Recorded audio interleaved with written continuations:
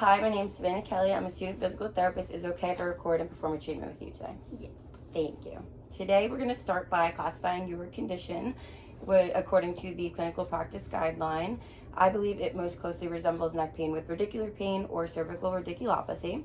One, just being a woman in her 50s, that is a high incidence for neck pain, as well as a non-traumatic mechanism of injury, sustained postures with full-time desk work, and the narrow pain pattern following the C6 dermatome into the right index and thumb finger.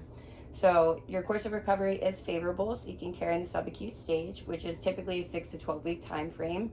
Those seeking care early on in their condition have seen rapid recovery within 6 to 12 weeks, and those seeking care after 12 months have a less favorable prognosis. So to confirm the diagnosis, we're going to do 2 out of the 4 tests that are part of a cluster to confirm cervical radiculopathy. And the first is Sperling's test. So we would do it bilaterally, starting with the left uninvolved side, but for the sake of the video, we're just going to be doing the right. So I'm going to ask Haley to, her legs are uncrossed. She's sitting at the edge of the bed, and she's going to bring her right ear to her right shoulder, just laterally flexing without rotation. And I'm going to apply axial compression and ask Haley if there's any symptoms. Yeah. Okay. So these symptoms would be those that are radiating to the distal upper extremity. You want to make sure that the patient doesn't have persistent or constant symptoms so that they can actually be reproduced. This test has a high specificity and positive likelihood ratio for ruling the condition in. Then I'm going to ask you to lie flat on your back, closer to the edge of the bed for the next test. And this is the upper limb tension test 1A for the median nerve. And this has a high sensitivity and negative likelihood ratio for ruling the condition out.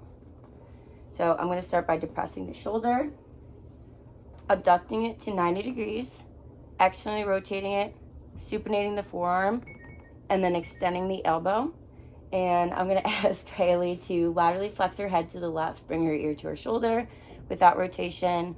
And then this should increase symptoms, and then she's going to do it to the right, and this should relieve her symptoms.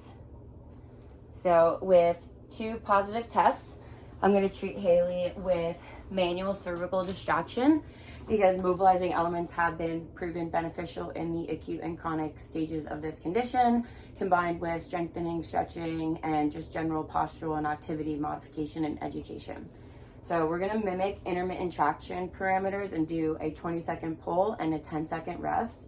But since it's manual, I'm only going to be doing it for 5 minutes and assessing her symptoms during the treatment as well as after. Okay, so we'll hold for 20 seconds, cradling her head and watching her face for any cues of symptoms. And again, this is just to, I'll rest for 10 seconds. This is to reduce the overall tension and nerve compression in the cervical spine, as well as centralized symptoms and improve joint mobility. Do another one.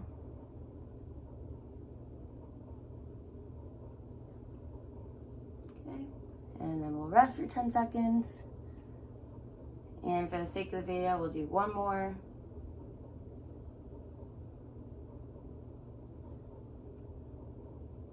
And rest.